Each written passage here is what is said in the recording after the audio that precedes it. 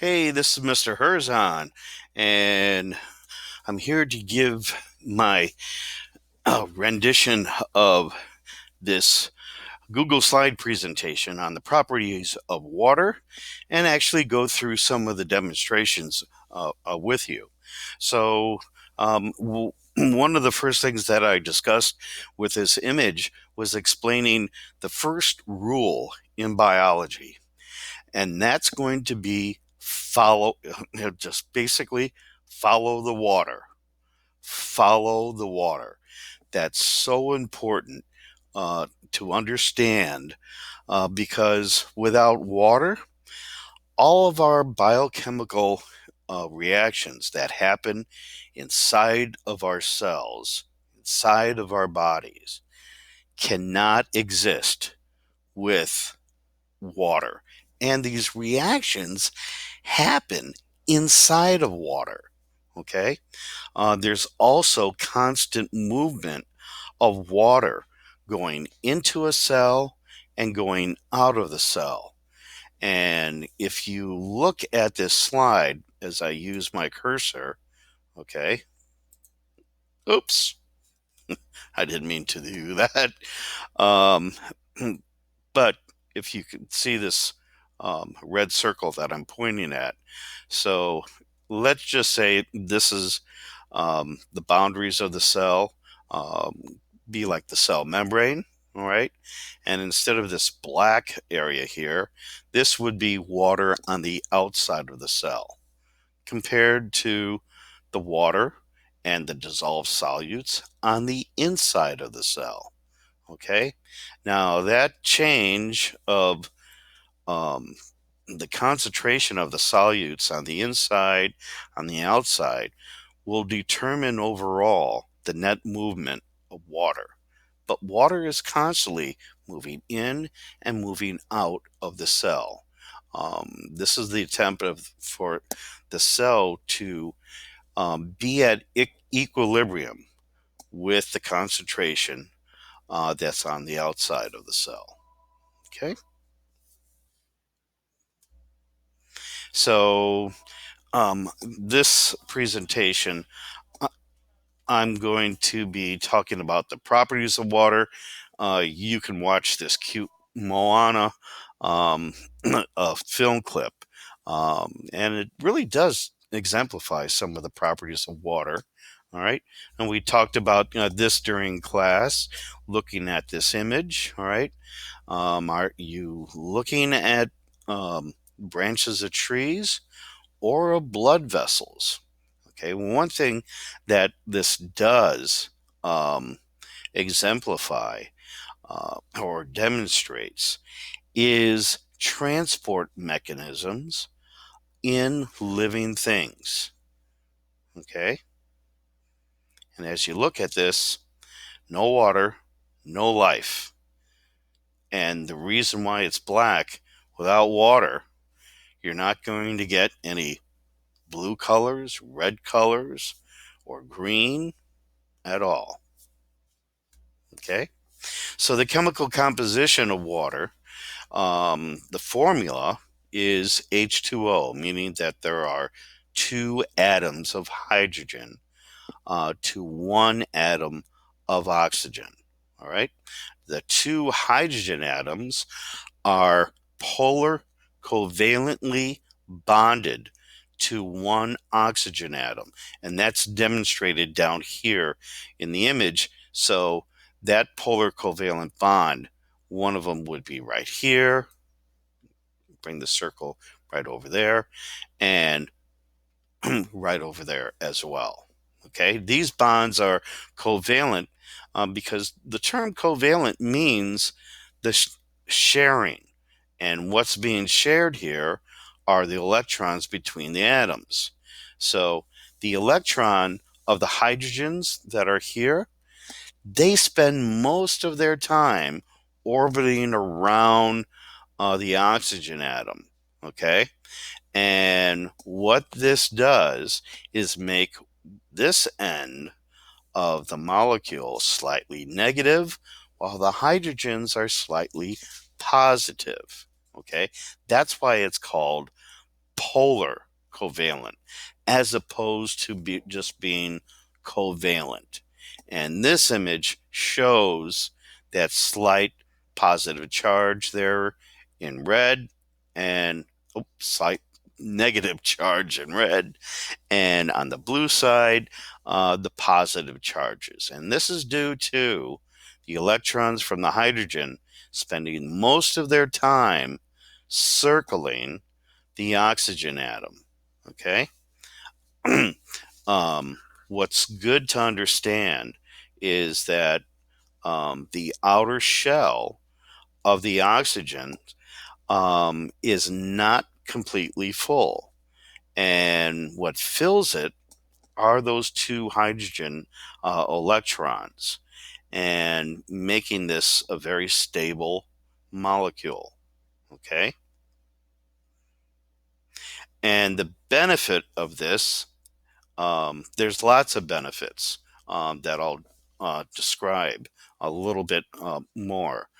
So these are going to be the properties that we're going to be discussing. All right. Um, being being a polar molecule, water can water can attract other charged, that should be past tense, charged substances. This property is called adhesion. All right. And yes, that's why water is known as the universal solvent. So I usually draw the analogy, um, um, or the example of eating a bag of potato chips, okay, which is very salty. All right, especially if you have sea salt potato chips. Okay. Um, when you have that salt in your bloodstream, water is going to be attracted to it and will stick to it because it is a polar molecule. And that's why substances like salt, NaCl, will dissolve readily in water. And that's why it's called the universal solvent. So many polar substances and ionic compounds are very easily soluble in water.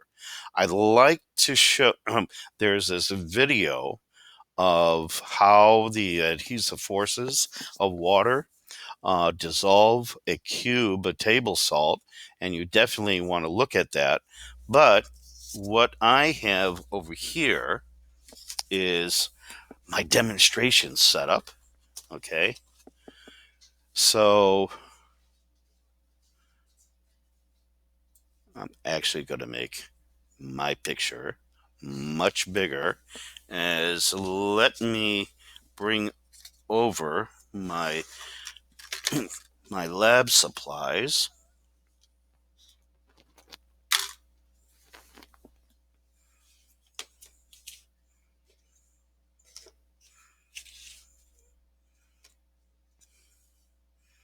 Let's make this image a little bit bigger. Okay.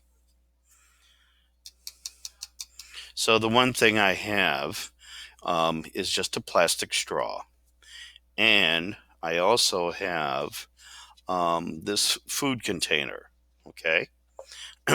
And I have some, here's my favorite beverage. It's grape raspberry sparkling ice. It's delicious. Okay. And I have a little bit of that in this cup. Okay. So what I'm going to do is just grab like a couple drops of this, bring up this plastic container, right, and touch it. Oops. And what has happened, you could see that um, where those drops of the sparkling water are actually sticking to this container. And even if I turn it upside down and spin it around, they're still sticking. Okay? All right? Now, one good thing about this is that I can discuss the next property of water, okay, which is cohesion. All right? And we'll describe that. But let me see. Oh, I don't have a toothpick, but let's see if I can join two of these drops and have them join each other. Ah, that was easy. Okay. Now I got a bigger drop uh, there. And let's see if I could slide over some more. Make even a bigger drop.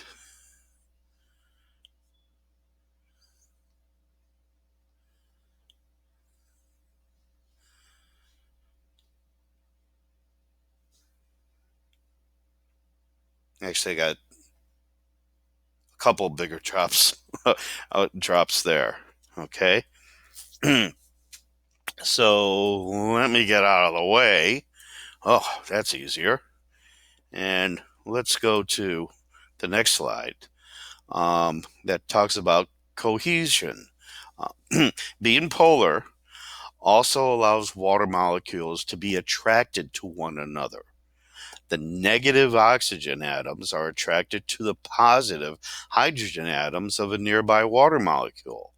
And this attraction between the two are called is called cohesion.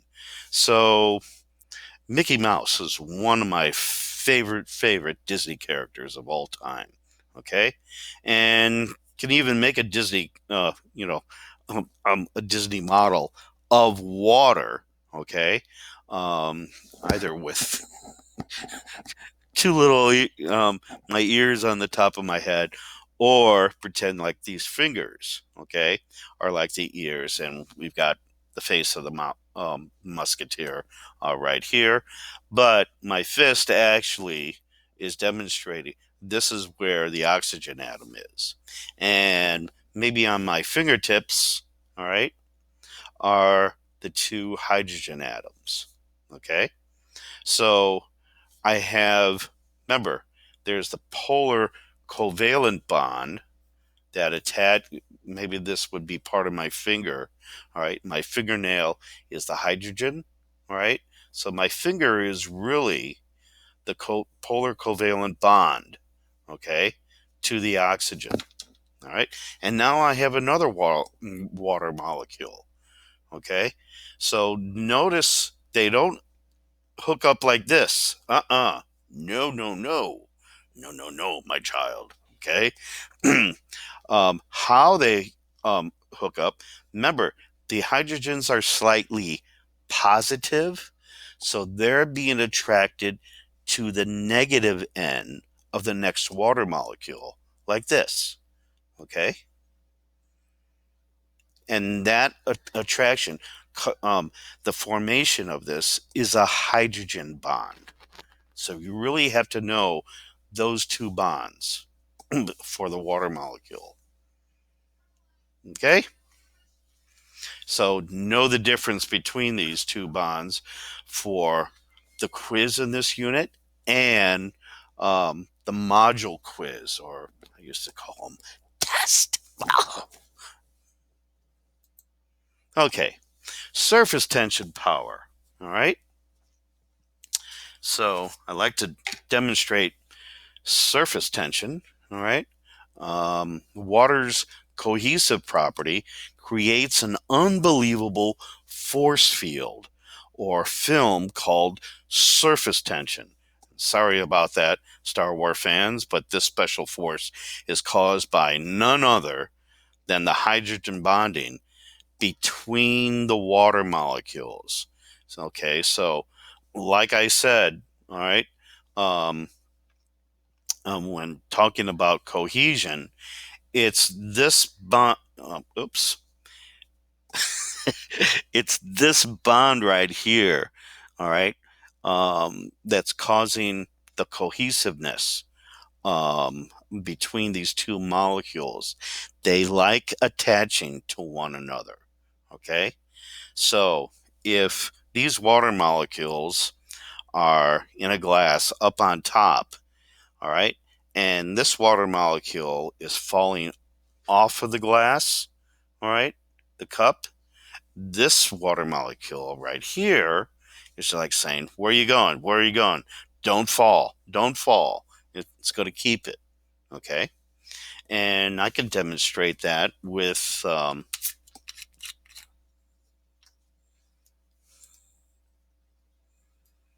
see if I can do this. Oh, that was really good. Okay. Hold on. Let me make the screen really big again. I just grew in size. Okay. Let's see how powerful the surface tension can be. So I got a little bit of the sparkling water. Okay. So if it spills at all right, you should be able to see that. See how it's holding on and it's not falling? All right. The force of gravity, that surface tension really is bet. Oh, gravity just went out. It popped my bubble. All right. So that's kind of cool. Let's shrink it back down. Ooh, okay. And let's hit the next slide. All right. So really, like, there's insects that are able to float or glide on the water, and this is due primarily to just surface tension. Okay. Capillary action. Water molecules are also attracted to an array of objects. Ever wonder why water crawls on a napkin or up a straw? Water has a great attraction with glass, creating the famous meniscus that you see here in the picture. Here, there's adhesive and forces of water are greater than the cohesive forces. And what I like doing is demonstrating, with a tissue paper. And I'm going to use this end right up here that shows capillary action really well. And you can see how it's just crawling up the tissue paper.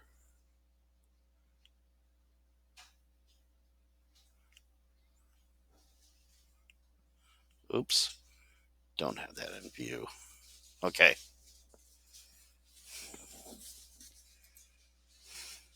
Trees have a unique tissue called the xylem.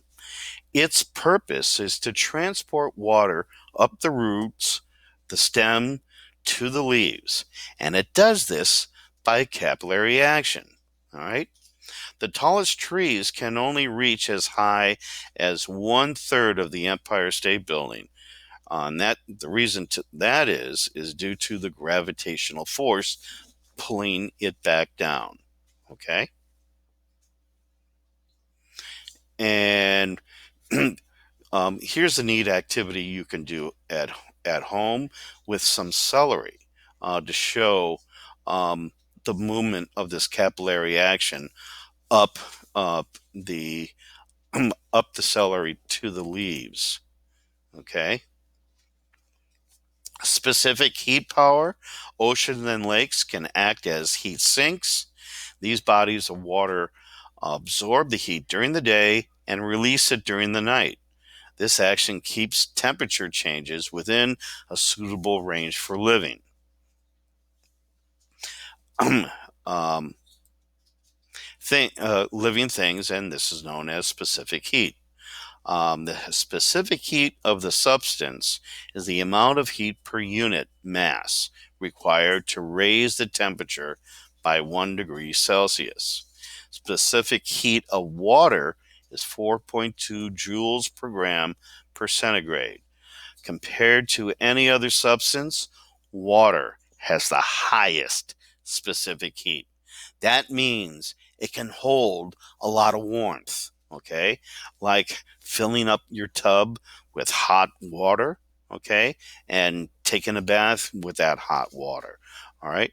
Milder climates in coastal areas are a result, and ocean environments are more stable. Density power. Oops.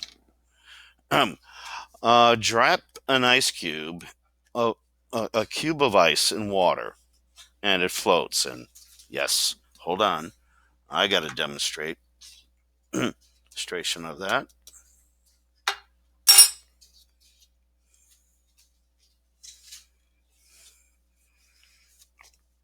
The density of ice is less than that of the water. Okay, so the density of the water is mass over volume. Okay, so here I have a container, a different type of food storage container, and it's filled about halfway with water. Here is whoop. Here's my cube of ice. I'm gonna drop this in. Okay, and you can see that it does float. All right, that means it's less dense um, uh, in terms of. So the density of the ice cube is like 0.9. Actually, it's a little bit more like 0.95. All right, grams per mil. And the the other thing, um, what's really neat about water is its um,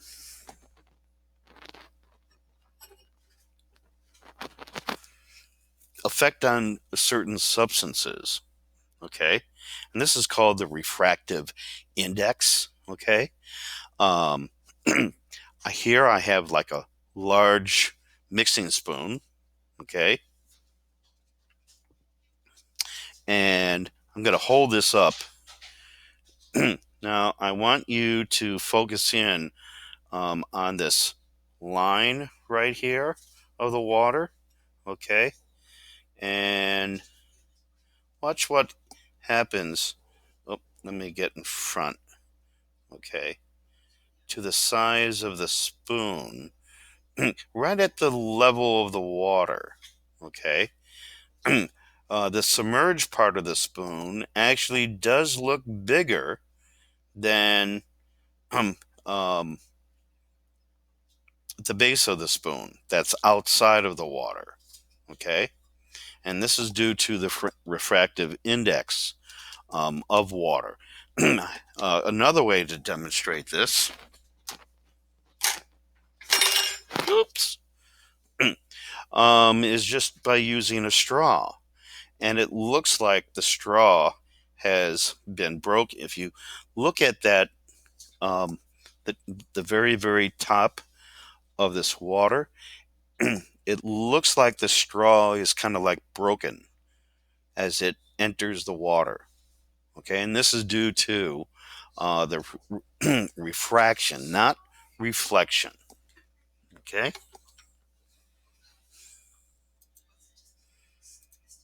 Oh, let me shrink myself again. Okay. So going back to that ice cube, all right, ice is a solid, and what it does, the reason why it floats and why the density goes down, because that ice is trapping pockets of air. Okay. And in a liquid environment, these water molecules can flow over each other. Okay. Whereas in water vapor, now those water molecules are separated from one another and can take up a larger amount of volume.